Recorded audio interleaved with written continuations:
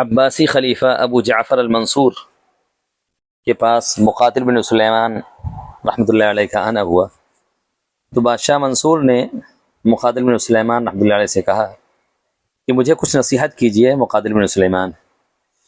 مقاتل بن سلیمان نے کہا کہ میں آپ کو وہ نصیحت کروں جو میں نے دیکھی ہے، یا اس چیز سے نصیحت کروں جو میں نے سنی، یعنی میں نے بس سنی ہے اس بات کی نصیحت کروں، یا جو میری آنکھوں نے دیکھا ہے اس میں سے کسی چیز سے نصیحت کروں؟ خلیفہ منصور نے کہا نہیں، بلکہ جو آپ نے دیکھا ہے اس میں سے نصیحت کیجیے۔ تو مقاتل بن سلیمان رحمۃ اللہ علیہ نے فرمایا کہ اے امیر المؤمنین،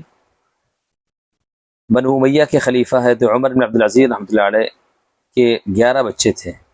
اور انہوں نے ترکے میں 18 دینار چھوڑے۔ 5 دینار میں کفن بنا دیا گیا، 4 دینار میں قبر خریدی گئی،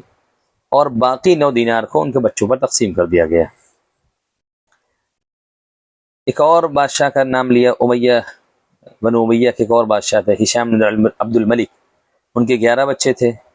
ہر بچے کو جو ترکے میں سے ملا تھا وہ 10 لاکھ سونے کے سکے تھے۔ مقاتل بن سلیمان رحمۃ اللہ علیہ کہتے ہیں خدا کی قسم ہے امیر المؤمنین، یقیناً میں نے دیکھا ایک دن کہ حضرت عمر بن عبدالعزیز رحمۃ اللہ علیہ کے ایک بچہ 100 گھوڑے اللہ کے راستے میں صدقہ کر رہا ہے، اور میں نے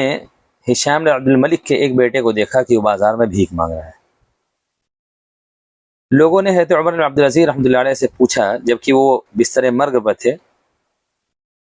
کہ آپ نے اپنے بیٹوں کے لیے کیا چھوڑا ہے اے عمر بن عبدالعزیز رحمۃ اللہ علیہ؟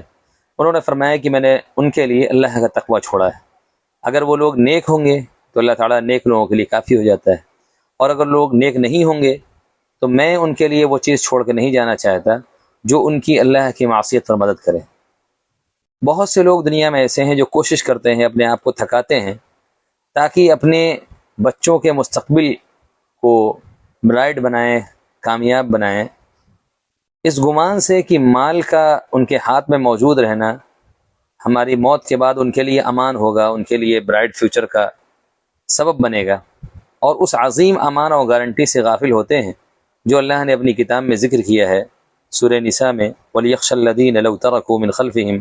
ذُرِّيَّةً ضِعَافًا خَافُوا عَلَيْهِمْ فَلْيَتَّقُوا اللَّهَ وَلْيَقُولُوا قَوْلًا سَدِيدًا، سورہ نساء آیت نمبر 9۔ اور ایسے لوگوں کو ڈرنا چاہیے کہ اگر وہ اپنے پیچھے ننھے بچوں کو چھوڑ جائیں تو انہیں ان کی فکر ہوگی، لہذا ان کو بھی چاہیے کہ اللہ سے ڈریں اور درست بات کہیں۔ اس آیت میں یتیموں کے حقوق کی طرف نہایت اثر انگیز انداز میں متوجہ کیا گیا کہ اگر تم اپنے بچوں کو چھوڑ کر دنیا سے گزرتے تو اس وقت ان بچوں کے بارے میں تمہارے جو جذبات ہوتے، ہر یتیم بچے کے بارے میں تمہارے اندر وہی جذبہ ہونا چاہیے۔ خلاصہ یہ ہے کہ اگر اللہ کا تقوی اختیار کریں گے تو اللہ تعالیٰ بچوں کے لیے بھی آسانی پیدا کریں گے، اور یہ بات بھی حق ہے کہ والدین کی نیکی بھی بچوں کے بہت سے کام بنانے میں مدد کرتی ہے۔ اللہ تعالیٰ تقوی والی زندگی گزارنے کی توفیق عطا فرمائے۔